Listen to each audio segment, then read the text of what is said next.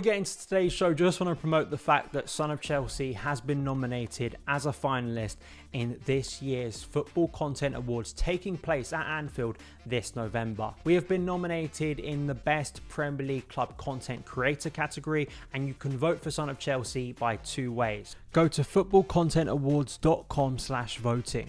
Scroll down to the correct category, use the drop down menu, and you can vote for Son of Chelsea there. Or you can go to the Football Content Awards official Instagram page, find the category post and tag at Son of Chelsea below, and that also counts as a vote towards us. Thank you for all the support on the channel. It's really humbling, and the continued support on the content and the interactions, it's really appreciated. This feels like the culmination of a lot of work. If you can share this, if you can vote, it'd be greatly appreciated.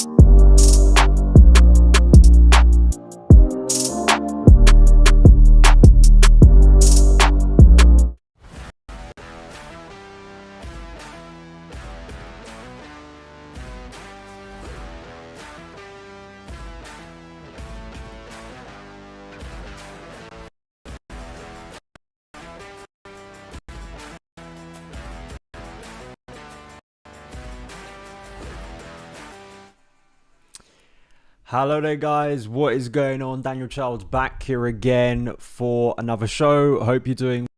This is my rational perspective on beating Burnley 4-1 away from home. The wins are coming now, and it's very enjoyable to be watching Chelsea play this well, to feel that the team is starting to click. Some of those players who we felt played really well in pre-season, or at least the likes of Nicholas Jackson, or ones we bought over the summer like PALMER. It's very easy to kind of just look at the positives right now and go overboard about that. But I do think there is a lot to be optimistic about. I was concerned in the first half, I'm sure like a lot of you, given how Burnley went 1-0 up, and just that sense before we got the equalizer before half-time that it's a low block. Are Chelsea going to struggle to break them down here? That in itself, was a concern. But I think once we got into the game, I spoke about this in my preview yesterday, once Chelsea started to find those gaps in the second half and individual performances, which we'll get to, that really changed the momentum of the game, it turned out to be a really dominant performance from Chelsea. Please hit that like button. Please hit that subscribe button. Please share the stream. If you're listening later on the podcast, thank you for tuning in. Give the podcast a 5-star review. Really does help out. So we're going to go into all of it. Vote in a poll on the live stream if you are watching live. I've put up a poll for who you think man of the match should be. I've only given 3 options because to me, I think there are 3 options, and I even think adding a third is maybe a little bit kind. But we're going for Raheem Sterling, Cole Palmer, or Moises Caicedo. I think Caicedo deserves a shout today because I thought it was a really accomplished performance in central midfield from him. We could put Conor Gallagher in there as well. We gave him praise the other night, and he actually won the poll the other night. But I think Sterling and Palmer for me are the clear front two today for obvious reasons. But please do vote in that poll and let me know your feelings. And later on in the stream, we'll go back to the poll and we'll see what you're thinking about who should be given man of the match. But we're going to go into the starting 11 in terms of this team. I like the fact that Poch could stay almost identical to the team that played against Fulham. Even if he did make a change at half time, even if some of these performances in the first half weren't that brilliant, I like the fact that he's trying to keep a core group of players together, especially in midfield. I like the fact we saw Caicedo, who is fit to go, Gallagher and Fernando's playing that midfield three. I really like the look of that midfield three now. I think it's combining well. It's got a nice balance to it. Raheem Sterling was obviously, I think, the big addition to this game.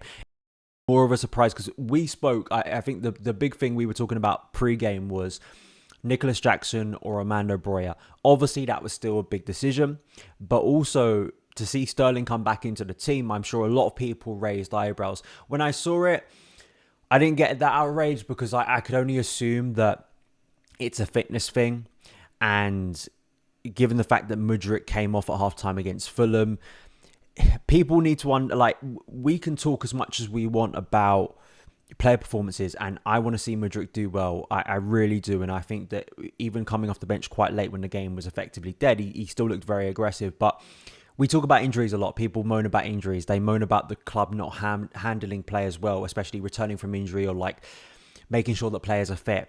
I don't think you can go at Pochettino or the medical staff, whoever it was that made the decision. I'm sure Poch was the one who made the decision, obviously in the final moment to give Raheem Sterling the start.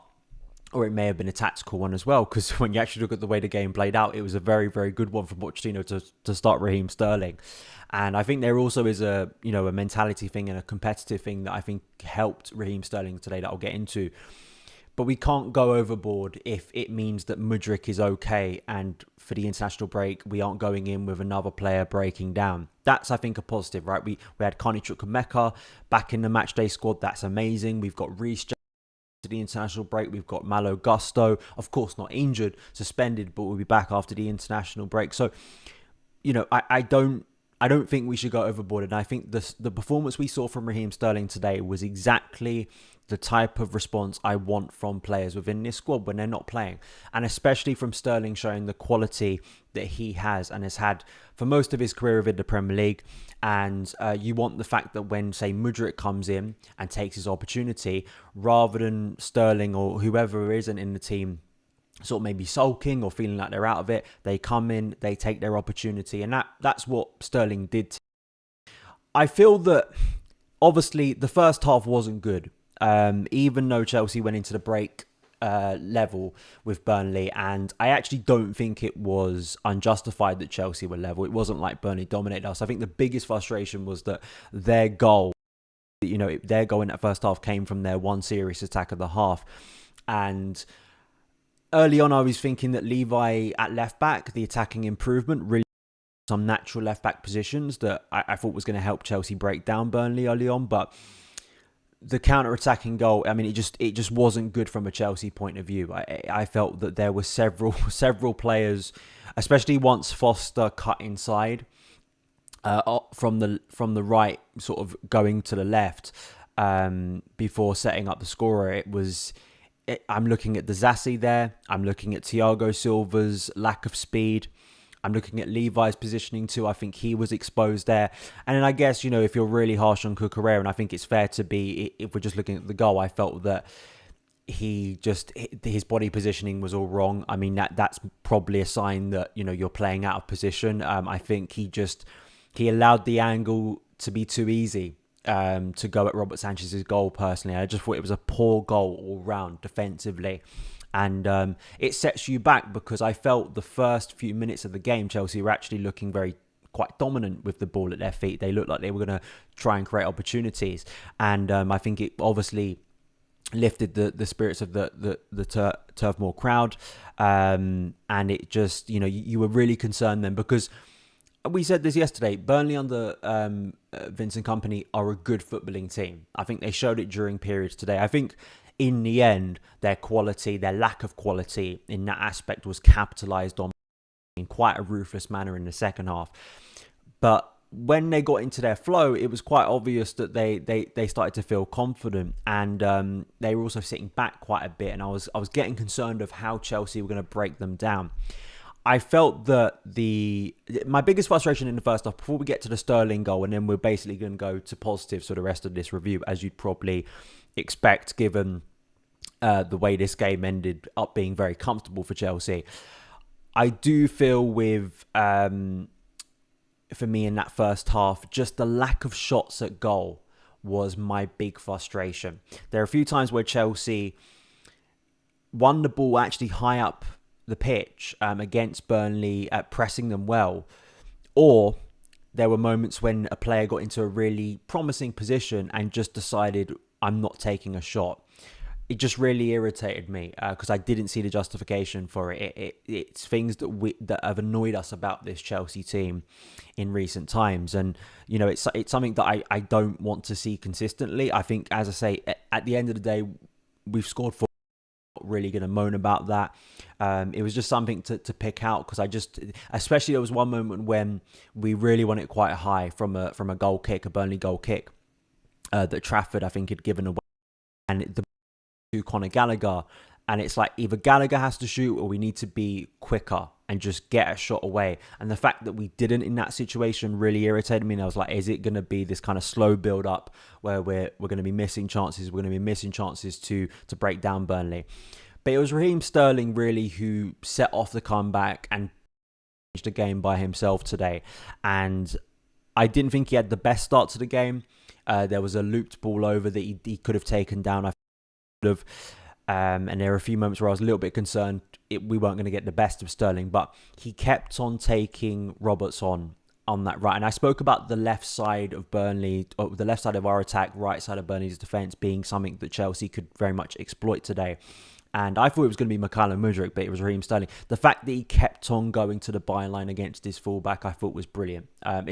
It's what I think we have so lacked in a wide player at Chelsea in recent years, just seeing wide players actually fullbacks and actually take them on.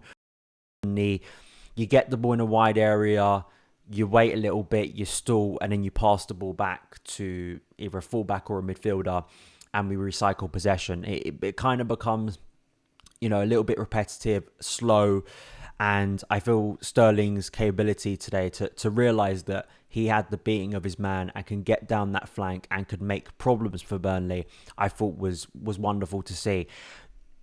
It's an own goal that gets us back in the game. It was interesting. I was replying to Tom Canton, who's an Arsenal fan. He covers Arsenal, and he was getting annoyed at Tottenham. Tottenham are getting a load of praise because of their strong start to the season, and he was sort of saying that the problem with Tottenham is that they're so lucky. And I guess in some ways maybe they are, but it's like, I think that usually for me, like if you're a creative team, if you're putting the ball into dangerous areas, if you're doing good things consistently, I think sometimes you make that fortune. I think sometimes if you put a defence under enough pressure, you force those mistakes. 9 times out of 10, that deflection from the Sterling cross probably goes over the bar or probably doesn't go anywhere. This time, luckily, it goes in the back of the net. But I think it's about creating those opportunities. It's putting the ball into areas where you are forcing defenders to make difficult decisions that creates that confusion. That's what led to the equalizer, and it put Chelsea on a good footing. It really did, because going 1-0 down at half time, you start to worry that the game will turn, and literally at the start of the second half, Sterling does the same thing again. It's a little bit concerned that VAR was going to come in and go, actually that's not a penalty, but trick stuff from Raheem Sterling, things that we just did not see from him at Chelsea last season. I know he spoke very early on this season about a change in diet, a change of approach, feeling that he was the fittest he's been in years. I know some people can sort of roll their eyes about that, because you do hear that a lot from footballers at the start of the season, but he genuinely does look like a different player under Pochettino. I know down weeks, he had a really, really good start to the season where he looked like our best player. But then, Mudryk has come back into the side, and he's taken his opportunity. It's nice that when Sterling came back into the side, he's taken his opportunity. This is the healthy competition you want. And I think we'll get to the striker situation. I think it's the same case today. You want to see those players that are coming in and rotating offer a level of quality and performance that, gives you that healthy competition, rather than going, well, we've got several options here. We keep on rotating them, but neither of them are playing well. So what do we do? Like, that's not the situation it is this season. And I think that's really positive. And it was nice to see that Cole Palmer gets to take a penalty. I was like, who's taking the penalty? Because, of course, Jorginho's no longer there. Mason Mount's no longer there. I guess some people will still be sort of turning around and going, why doesn't Nicholas Jackson, why doesn't the centre forward take that penalty? But for Cole Palmer, it was such a nice moment for him to finally get his first Chelsea goal, and it's been an incredible few weeks for him, really, after signing from Man City. When you think about his involvement against Brighton, his first start for Chelsea, where he sets up the winner for Nicholas Jackson, that's an assist. He assists Armando Broja's goal against Fulham, has another promising display, and then today he not only scores his first Chelsea goal, he sets up final goal today for Nicholas Jackson. Cole Palmer is just looking very, very influential, and even if he is starting as a right winger, he is popping up across the pitch. There's a sense that he can very much be quite fluid in that area, and he's just involved. Like wherever he is on the pitch, he's in some of Chelsea's best play, and obviously making it 2-1. The game kind of flips at that point because I think psychologically Chelsea then can maybe sit a little bit deeper and start to hit them on the counter a little bit more. I think that for me, from that point, I was starting to think with the speed we have, and I was starting to look at the bench and going, okay, is Mudryk going to come on at this point? Can we get a third, especially Nicholas Jackson too, a more fresh Nicholas Jackson? Burnley, I felt physically too were kind of dominated as the game went on. It's nice to actually look at Chelsea this season and say we can kind of outmuscle a team, because that was another big problem last season. We could barely outmuscle teams consistently. I think we have that right now, and I think there are parts to our team that are a lot more physical, a lot more durable, and that in itself, just as an intangible thing that I'm seeing so far this season, is good. And it shows you need that in the Premier League. You need to be able. It's not just about playing nice football and technically good players. You need physically good players in the Premier League, and I think that's what Chelsea in the squad balance this year have a lot more of that we just either maybe had last season and the players just weren't performing to that. Whatever Pochettino has done, it feels like Chelsea can very much outwork and outmuscle you, and I think they just overwhelmed Burnley, who aren't the team they used to be. And the third goal, I think, is of the game, in my opinion. I've got to give credit to Moises Caicedo. Pressing, getting forward, harrying, that's kind of one of those trademark things we wanted from Moises Caicedo when we signed him. And his involvement in the third goal cannot be underrated. You look at his involvement in the first goal against Fulham. This is a guy who not only defensively, in a midfield sense, is going to be important for Chelsea, covering ground, very much intercepting moments of danger, but also we've seen already his ability, as he did for Brighton, to help very much affect. And just the first touch from Sterling was brilliant. The confidence to take it out of his feet and then put it across the goal was wonderful too. And just very much this game into kind of a scrappy one into a very nice one for Chelsea. I thought the fourth goal, I mean, Jackson was doing Cruyff turns. You know, he was having a lovely time out there. He enjoyed his afternoon in Lancashire. And, you know, I thought that the goal itself was just... One of the things that really inspired me over pre-season watching Nicholas Jackson was his footwork in very tight areas. It's something, again, that I was really concerned about during recent years, is just players' ability to kind of be a little bit unorthodox, because things aren't always going to turn out wonderfully, and you need a little bit of inspiration, a little bit of invention from your attackers. And I just thought the ease, the coolness to not panic in that moment, Nicholas Jackson. You know, he's had some of those moments so far this season, but when you look at it, he didn't play against Fulham. It's 2-2 for him, and he didn't start this game. And again, just composure, confidence, and it's the thing that Pochettino, you know, kept stressing, and I think I stressed as well, that when you looked at just the data, it was showing that Chelsea were playing as a team who are creating good opportunities. This looks like an attack that can, at the very least, get into some promising positions. And you hope that if you keep doing that over a consistent period of time, the finishes will be there. You will create enough opportunities that you'll be able to start scoring. And I think it's a credit to Pochettino. I think it's a credit to this group of players. You know, think back to that game against Aston Villa. We lose it. There's a because once again Chelsea have lost, and we were all kind of sat here feeling very negative. I'm not having to go at anyone feeling negative. I was feeling negative. Why wouldn't you be after that defeat? But there was just a sense we hadn't scored in a couple games. You know, is the confidence of this young group of players going to start to drop? And the way they've responded with 3 wins, we're starting to see several players click in front of goal too. And you're starting to see the foundations of a starting 11, especially in the attack, build for Pochettino. I think that in itself has to be a point of optimism. And I also do think that going 1-0 down today, sure, it's against a promoted side. We are seeing this season the gaps between the 3 that came up from the Championship and the rest of the Premier League seems to be a lot wider than it has been in recent years. That's a broader topic.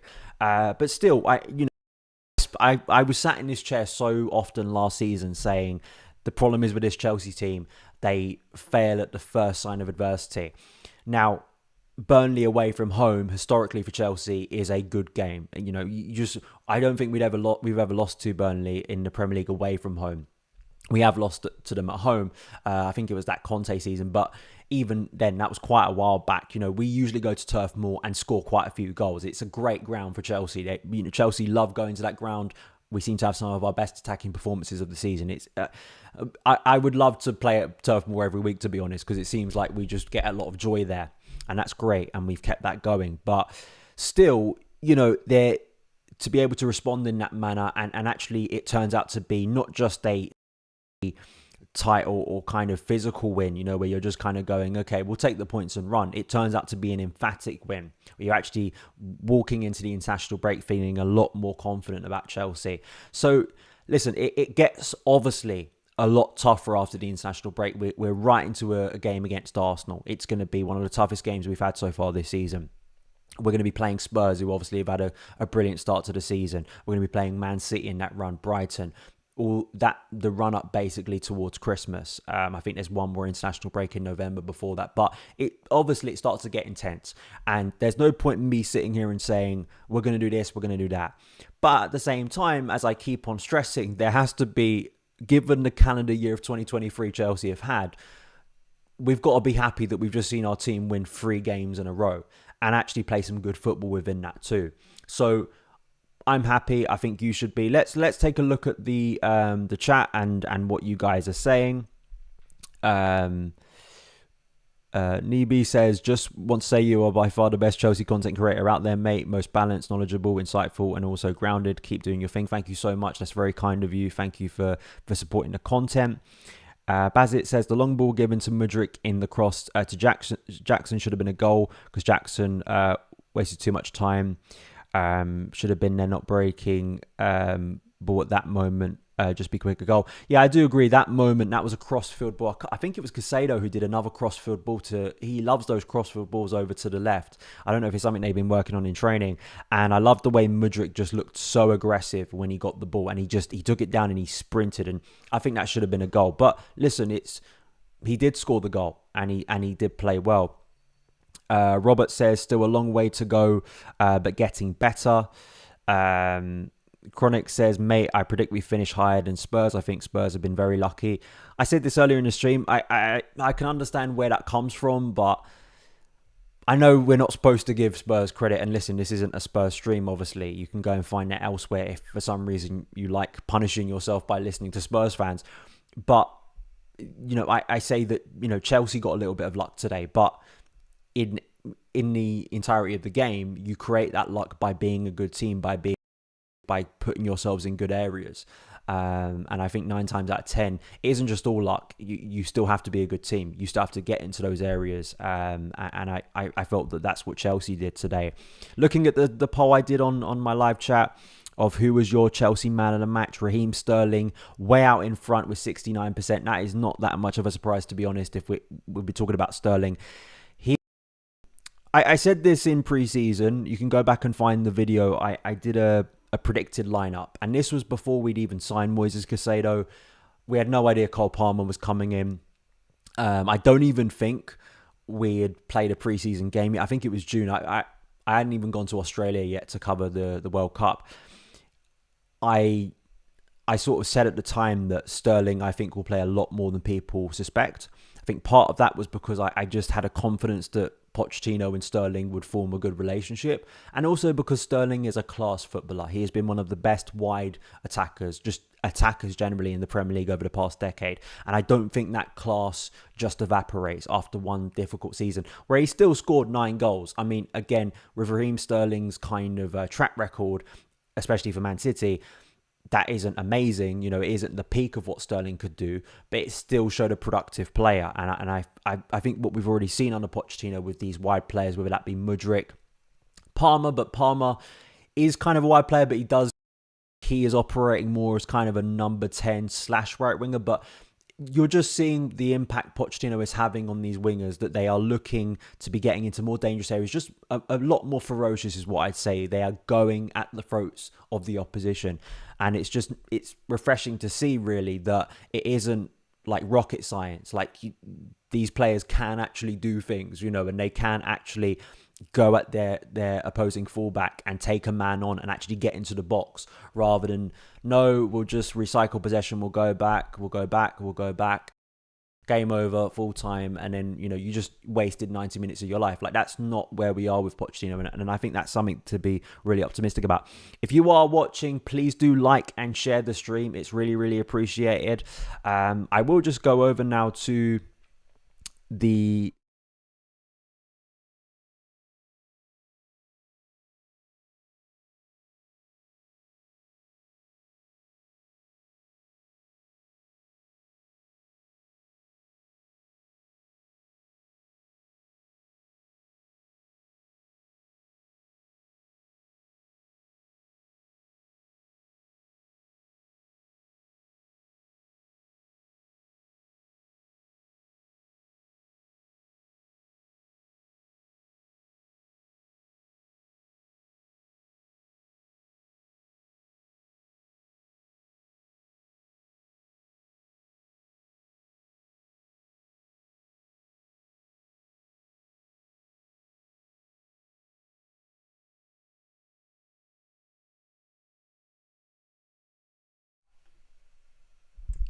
Is my audio back now? Apologies. Please let me know in the chat if my audio is back now. I think OBS, the streaming software I use, doesn't have... I forgot to put the audio capture on there. Is my audio back now? Please let me know in the chat. If I'm back. Am I back in the chat?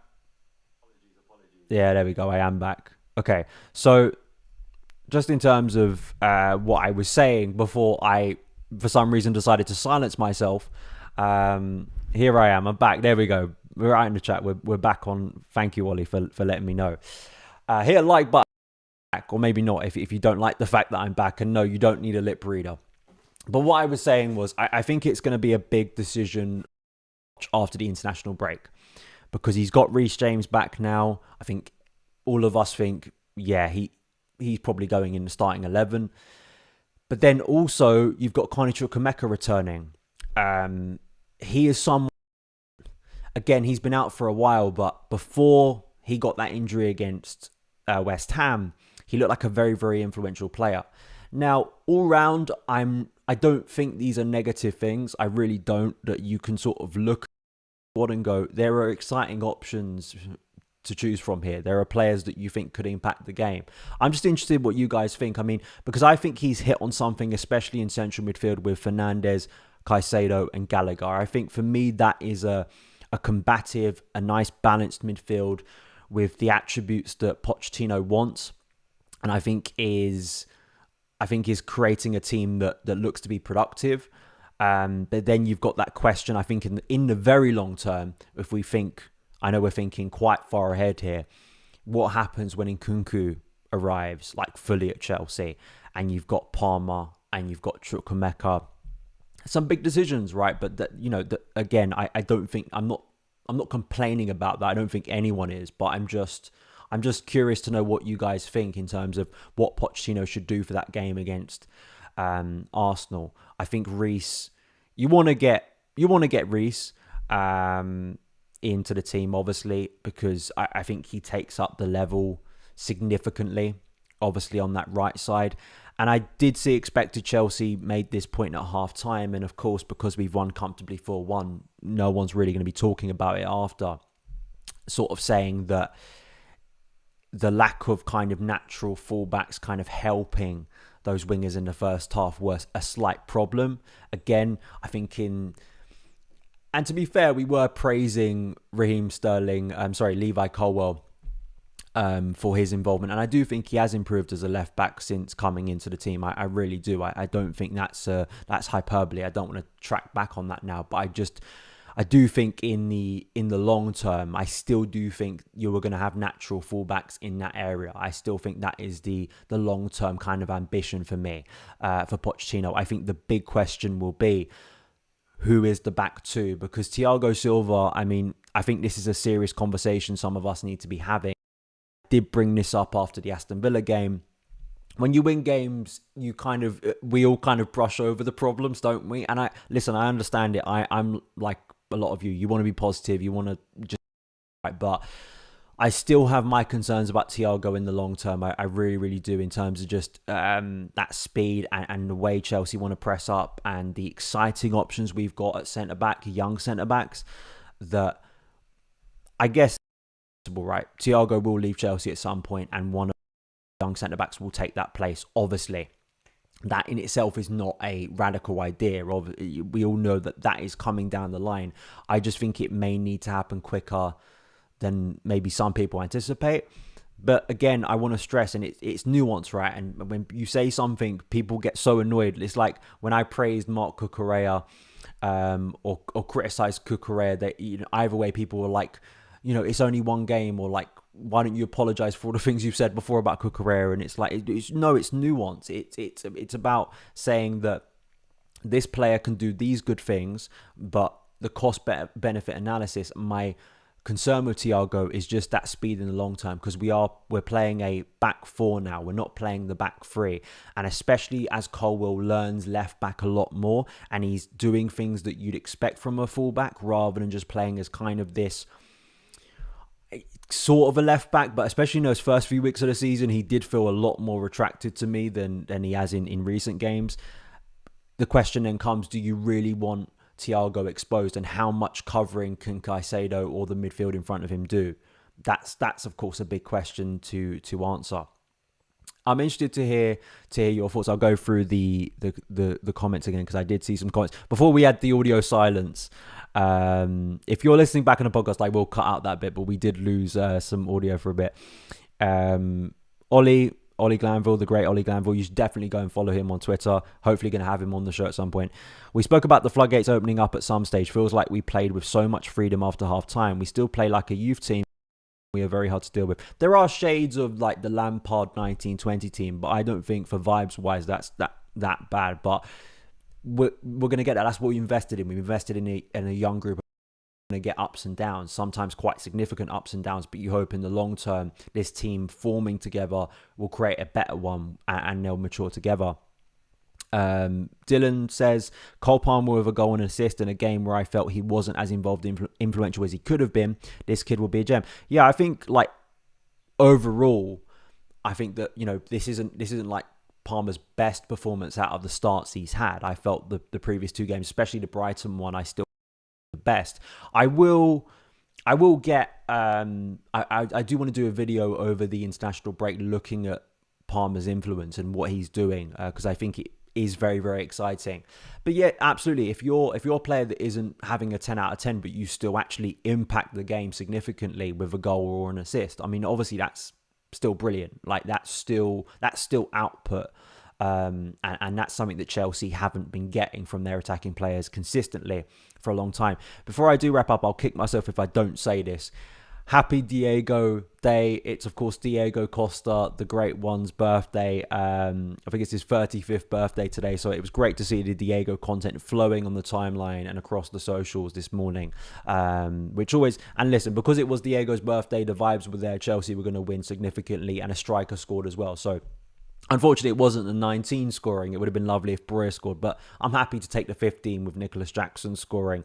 And yeah, that's it really. I think it's nice now to relax, to go into the international break and think about what's going to happen in that Arsenal game. It's obviously going to be such a huge test for this group of players, but given where we were after the Bournemouth and Aston Villa games and the Forest game too, we can all look at those games and Burnley ones and go, yeah, Chelsea should be winning those games with the talent and investment we have. But at the same time, I think with all the questions asked about this team's ability to put the ball in the back of the net, they have responded quite emphatically. And I think just at the time I speak right now, Saturday, the 7th of October, 2023, we have to be optimistic. Obviously, tougher tasks ahead, but you hope that kind of... the chemistry starting to build, the sense of confidence flowing a little bit more, can maybe produce a team that in the next few weeks can maybe surprise us a little bit and actually get some big wins. Because I think that's what any Chelsea coach needs.